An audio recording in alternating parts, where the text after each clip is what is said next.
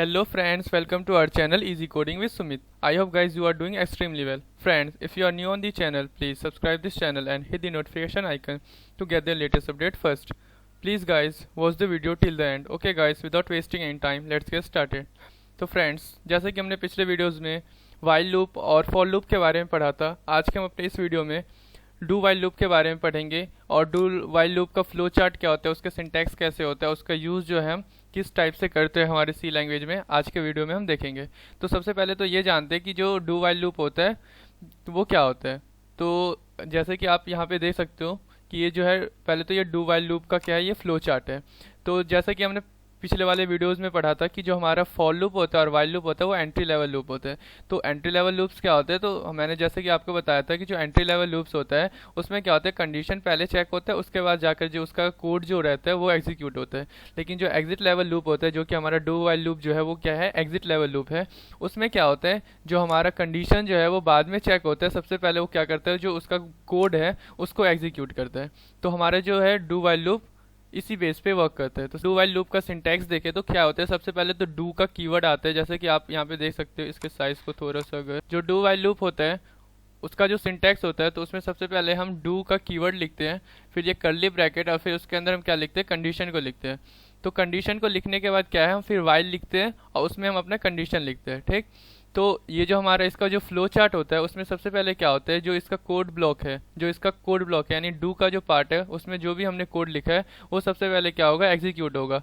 उसके बाद यानी ये क्या करेगा, कंडीशन चेक करेगा। उसके बाद ये कंडीशन चेक करेगा, अगर ये कंडीशन ट्रू होता है तो ये वापस से क्या है, वो कोड ब्लॉक पे जाएगा, उसको एग्जीक्यूट करेगा, फिर ये कंडीशन चेक करेगा अनटिल जब तक कि इसका ये कंडीशन क्या फॉल्स ना हो जाए। और जैसे इसका कंडीशन फॉल्स होगा ये यहाँ से क्या हो जाए, एग्जिट हो जाएगा। तो ये होता है इसका बेसिक सा फ्लो चार्ट, जिसमें क्या होगा, सबसे पहले ब्लॉक में आएगा, वहाँ पे जो भी कोड है उसको एग्जीक्यूट करेगा, कंडीशन ट्रू हुआ तो अनटिल क्या करेगा, उसको रिपीट बस करता रहेगा ये इस फॉर्म में। उसके बाद क्या करेगा, वहाँ से वो अगर कंडीशन फॉल्स तो यहाँ से वो एंड ऑफ लूप, ये वहाँ से क्या हो जाए, एग्जिट हो जाएगा। ठीक, तो इसका अगर हम एक कोड, इसका अगर हम एक प्रोग्राम बनाए, सबसे पहले तो हम यहाँ पे इसका header file has include stdio.h लिखेंगे, फिर मेन सेक्शन यहाँ पे जैसे कि हमने एक n यहाँ पे डिक्लेयर कर लिया। ठीक, तो हम क्या चाहते हैं, जो सम ऑफ नेचुरल नंबर्स, सबसे पहले तो इसका एक इजी सा एक कोड पहले देखते हैं कि आखिर ये वर्क कैसे करेगा। उसके बाद इसका हम एक कुछ क्वेश्चंस को यहाँ पे देखेंगे। तो सबसे पहले जो इसका सिंटैक्स होता है, तो सिंटैक्स में क्या करेंगे, हम पहले डू इसका कीवर्ड लिखेंगे, तो उसमें क्या होगा, फिर हम कर्ली ब्रैकेट लिखेंगे। ठीक, फिर हम कर्ली ब्रैकेट लिखेंगे, इसके अंदर जैसे कि हम क्या करना चाहते हैं, जो हमारा n है, जो हमारा n है, तो n को जैसे कि मैं यहाँ पे 12 कर देता हूँ। ठीक, मैंने यहाँ पे फिर प्रिंट एफ कर दिया, मैंने सिंपली प्रिंट एफ कर दिया n को। तो n हमारा इंटीजर डेट टाइप था, तो मैंने यहाँ पे n को क्या किया, प्रिंट कर दिया, तो और मैंने यहाँ पे बोल दिया n। ठीक, और फिर यहाँ पे क्या होगा, ये जो कर्ली ब्रैकेट क्लोज जब हो जाएगा उसके बाद हम क्या लिखेंगे, वाइल लूप लिखेंगे, वाइल कीवर्ड लिखेंगे और इसके अंदर हम कंडीशन लिखेंगे। तो कंडीशन जैसे कि मैं कुछ फॉल्स कंडीशन पहले दे देता हूँ। तो पहले तो मैं एक फॉल्स कंडीशन देता हूँ कि जब अगर हमारा n जो है, जब तक कि n हमारा less than is equal to ना हो जाए 10 के, तब तक क्या हो, ये हमारा प्रोग्राम एग्जीक्यूट हो। और यहाँ पे हम क्या करेंगे, फिर लास्ट में हम यहाँ पे अपडेशन के लिए हम n++ कर देते हैं, n++। तो ये आखिर हुआ क्या, तो यहाँ पे क्या है, हमारा जो पहले से ही n जो यहाँ पे डिक्लेयर है वो हमने 12 डिक्लेयर कर रखा है, और यहाँ पे हमने कंडीशन दिया कि n की वैल्यू अगर जब तक कि 10 से छोटी ना हो जाए तब तक क्या करे, इसको ये प्रिंट करता रहे। ठीक, तो इससे क्या हो जाएगा, कंडीशन फॉल्स हो गया। तो जो हमारा वाइल लूप रहता वो क्या करता है, ये कंडीशन चेक करता है क्या 12 जो है, ये पहले हमारा अगर वाइल लूप या फॉर लूप रहता तो एक कंडीशन चेक करता है क्या 12 जो है वो less than is equal to 10 है, क्या ये कंडीशन ट्रू है। तो ये बोलता है कि ये कंडीशन जो है, ये कंडीशन जो यहाँ पर है वो क्या है, फॉल्स है, ये कंडीशन यहाँ पे फॉल्स है। तो ये क्या करता है, डायरेक्ट यहाँ से एग्जिट हो जाता है, वो कुछ प्रिंट ही नहीं करता। लेकिन डू वाइल लूप क्या है, ये जो हमारा डू वाइल लूप है वो एग्जिट लेवल लूप है। वो क्या करता है, पहले जो हमने वो ऊपर से स्टार्ट करेगा, डू मतलब पहले ये बोल रहा है इसको करो, चाहे कंडीशन ट्रू हो या फॉल्स हो, पहले क्या करो, ये जो वर्क इसको दिया गया है उसको, इस टास्क को परफॉर्म करना है इसको। ठीक, तो ये क्या करेगा, इसको पहले एग्जीक्यूट कर देगा, तो ये प्रिंट कर देगा n को। n हमारा क्या है 12, तो 12 क्या हो जाएगा, पहले प्रिंट हो जाएगा। ठीक, फिर जाकर कंडीशन चेक होगा, तो कंडीशन यहाँ पे इसको फॉल्स मिल जाएगा, तब जाकर के वो क्या होगा, यहाँ से एग्जिट होगा। तो अगर इसको हम क्या करें, पहले सेव करें। ठीक, तो अगर हम इसको क्या करें फिर लास्ट में रिटर्न 0, फिर इसको सेव करें, रन करें, सेव करें और रन करें, तो आप देख सकते हो कि यहाँ पे क्या हुआ, 12 जो है यहाँ पे प्रिंट हो गया। 12 क्या हो गया, यहाँ पे प्रिंट हो गया। और अगर हम चाहते जैसे 1 से 10 का नंबर प्रिंट करवाना चाहते तो n को हमने 1 से स्टार्ट किया, ठीक, उसको हमने less than is equal to 10 तक रखा, इसी को सेव करें, रन करें, तो क्या हो जाएगा, ये 1 से 10 तक के नंबर्स को प्रिंट कर देगा। तो ये कैसे प्रिंट किया देखते हैं कि ये कैसे वर्क कर रहा है, ठीक। तो इसको क्या करते हैं, कॉपी करते हैं और यहाँ पे इनिशियली क्या था, जो हमारा n का वैल्यू था, n हमारा क्या था, जो n का वैल्यू था वो क्या था, 1 था, n का वैल्यू क्या था, 1 था, ठीक। तो 1 होने के बाद ये क्या है, हमने लिखा है डू। तो डू मतलब क्या है, यहाँ पे पहले इसको क्या करना है, ये वर्क परफॉर्म करना ही है, चाहे कंडीशन ट्रू हो या फिर फॉल्स हो। तो वो क्या कर देगा, जो यहाँ पे प्रिंट था, ये क्या था, हमने क्या किया था, इसको प्रिंट हमने किसको कर दिया, n को कर दिया, तो n की वैल्यू अभी कितनी है, 1, तो ये प्रिंट कर देगा 1 को, ठीक। उसके बाद क्या होगा, इसने क्या किया, n प्लस प्लस, तो 1 क्या हो गया, प्लस प्लस, तो अब हमारा 1 कितना हो गया, अब ये 1 हो गया हमारा 2। तो अब हमारा जो n की वैल्यू है वो कितना है, अब n की वैल्यू 2 है, ठीक। अब क्या होगा, ये वाइल कंडीशन चेक होगा। तो वाइल कंडीशन में क्या है कि n जो है less than is equal to कितना रहना चाहिए, 10 रहना चाहिए, ठीक। तो ये आएगा और चेक करेगा क्या, जो हमारा पहले तो ये वाइल लूप, फिर इसमें ये चेक करेगा क्या n की वैल्यू कितनी है, 2, क्या वो less than is equal to, क्या वो less than is equal to 10 है। तो ये कंडीशन क्या हो गया, यहाँ पे ये कंडीशन यहाँ पे क्या हो जाएगा, ये कंडीशन ये क्या हो गया, ट्रू हो गया। जैसे ये कंडीशन ट्रू हो गया, उसके बाद ये लास्ट में टर्मिनेटर का साइन इसलिए लगता है कि ये यहाँ पे क्या हो गया, ये खत्म हो गया। अगर ये कंडीशन ट्रू है तो इसको रिपीट करेगा अंटिल, वरना क्या होगा, यहाँ से ये एग्जिट हो जाएगा, ठीक। तो ये टर्मिनेटर का साइन हमने लगाया, ठीक।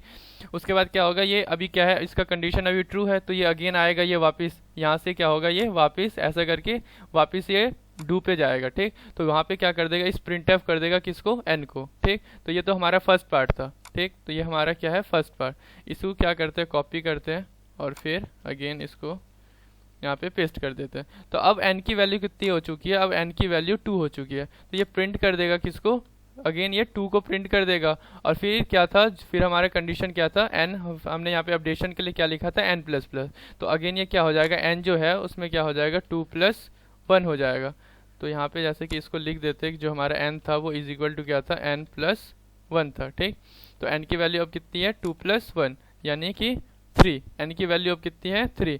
तो ये चेक करेगा 3 के लिए, क्या 3 जो है less than is equal to 10 है। तो अगेन ये कंडीशन क्या हो गया, ट्रू हो गया। तो ये अगेन वापस जाएगा, फिर ये 3 के लिए चेक करेगा, ठीक। तो इसको हम फिर से अगेन कॉपी करते हैं और पेस्ट कर देते हैं, ठीक। तो अगेन ये 3 के लिए चेक करेगा, तो चेक करेगा क्या 3 के लिए चेक करेगा। तो सबसे पहले जो हमने यहाँ पे लिखा था तो उसमें क्या हो रहा था, हम प्रिंट कर रहे थे, जो हमारी n की वैल्यू वापस से अपडेट होकर के आ गई है, ठीक ना। तो हमने क्या कर दिया, 3 को यहाँ पे प्रिंट कर दिया। उसके बाद क्या n + 1, तो ये अब हमारा क्या हो गया है, ये 3 + 1 हो गया। तो 3 + 1 इज इक्वल टू 4 हो गया। तो ये 4 के लिए चेक करेगा, ठीक, 4 के लिए चेक करेगा, 4 less than is equal to 10 है। तो अगेन कंडीशन क्या हो गया, ट्रू। तो अभी तक हमारा आउटपुट में क्या किया, 1, 2 और 3 हमारा आउटपुट आ चुका है, ठीक। उसके बाद क्या हो जाएगा, फिर अगेन ये क्या करेगा, इसको हम कॉपी करते हैं और इसको क्या करें, पेस्ट कर देते हैं। तो अब मान के चलिए 10 तक ये ऐसे ही चलेगा। तो अब मान के चलो 10 n इज इक्वल टू कितना हो गया, 10। तो सबसे पहले तो क्या करेगा, इसको 10 क्या कर देगा, यहाँ पे ये प्रिंट कर देगा, 10 क्या कर देगा, ये प्रिंट कर देगा, ठीक। अगेन ये कंडीशन चेक करेगा कि n + 1 कितना हो गया, तो ये n + 1 यानी कि ये कितना हो गया, n की वैल्यू 10 है। तो 10 + 1 कितना हो गया, 11। तो चेक करेगा क्या 11 जो है less than is equal to 10 है। तो यहाँ पे ये क्या हो जाएगा, तो यहाँ पे ये कंडीशन फॉल्स हो जाएगा। तो और उसके बाद ये क्या हो जाएगा, यहाँ से एग्जिट हो जाएगा, यहाँ से क्या हो जाएगा, एग्जिट हो जाएगा, ठीक, यहाँ से एग्जिट हो जाएगा। तो फिर इसी को अगर जब हमने यहाँ पे इसको बनाया था तो हमने n is equal to less than is equal to 10 तक दिया था, और इसको जब रन किया था तो ये 10 तक के नंबर्स को इसी तरह क्या कर रहा था, ये प्रिंट कर रहा था। इसका फ्लो चार्ट कुछ इस टाइप से वर्क करता है, ठीक। और जब हमने n इज इक्वल टू 12 रखा था तो ये क्या हो रहा था, तो n इज इक्वल टू 12 के लिए देखते हैं, और फिर हमने क्या किया था, कंडीशन वहाँ पे फॉल्स रखा था, ठीक ना। तो यहाँ पे हमने क्या किया था, printf n कर दिया था, और मान के चलो n की वैल्यू इनिशियली में कितनी थी, तो 12, और 12 फिर हमने कंडीशन दिया था कि जब तक कि n less than is equal to 10 ना हो जाए। तो उस कंडीशन में ये 12 कैसे प्रिंट किया, ठीक।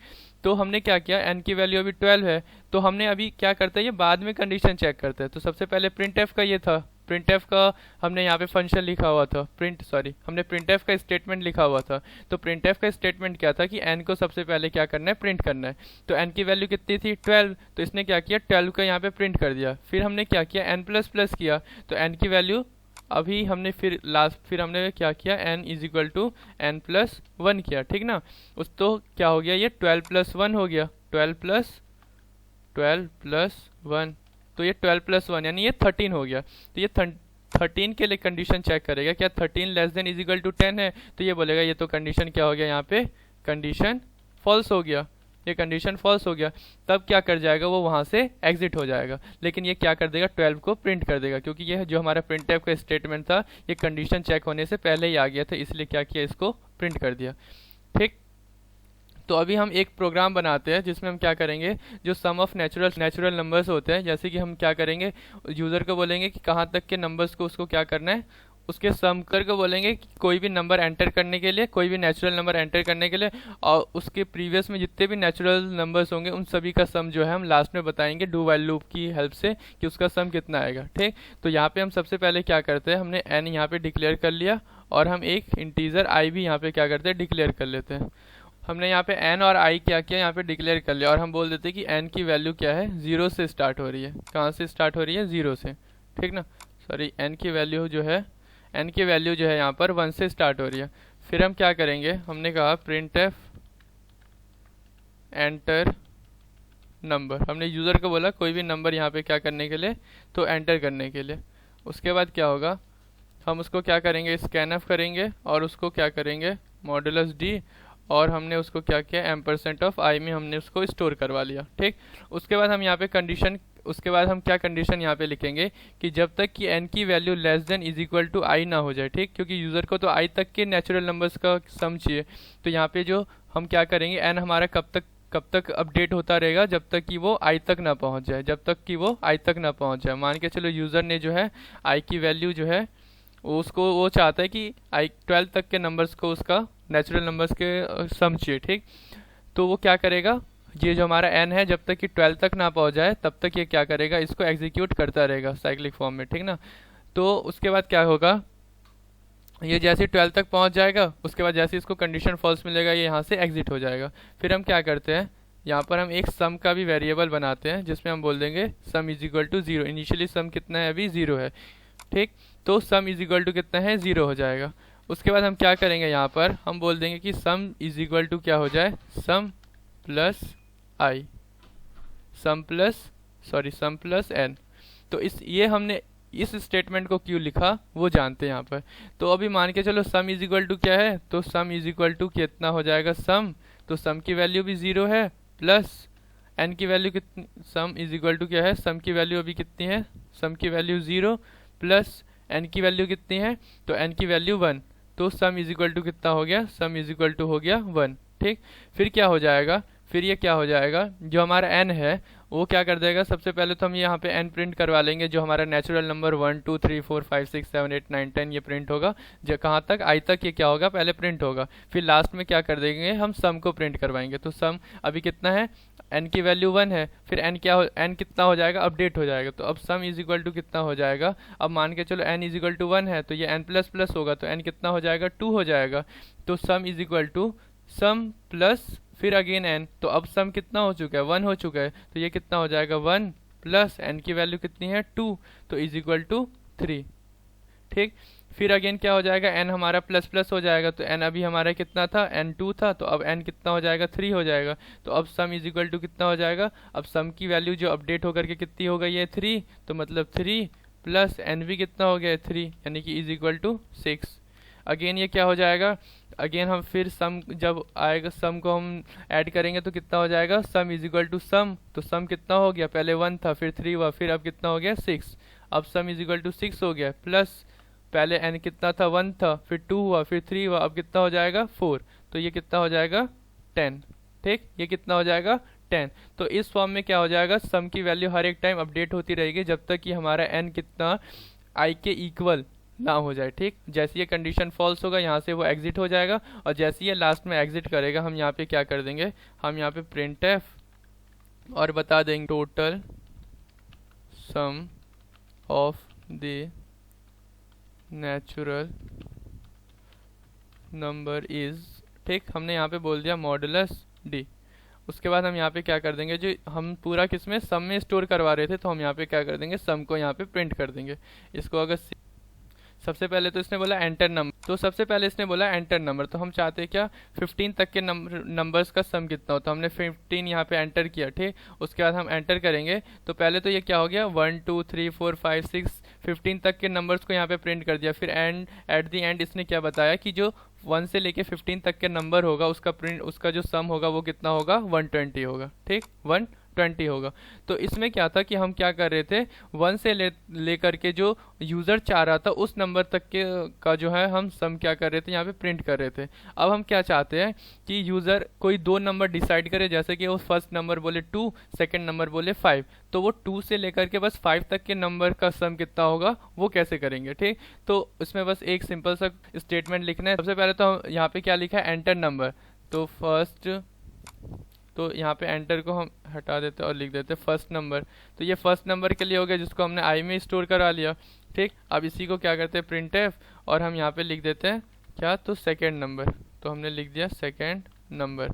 तो सेकेंड नंबर को हम क्या करते हैं यहाँ पे एक और वेरिएबल डिक्लेयर कर लेते हैं, आई था, तो अब हम एक जे यहाँ पे डिक्लेयर कर लेते हैं और उसी को हम क्या बोल देंगे स्कैन एफ, और यहाँ पे बोल देंगे मॉडुलस डी, और यहाँ पे बोल देंगे एम्परसेंट ऑफ जे, ठीक। हमने क्या किया सेकंड नंबर को जे में क्या करवा लिया, स्टोर करवा लिया।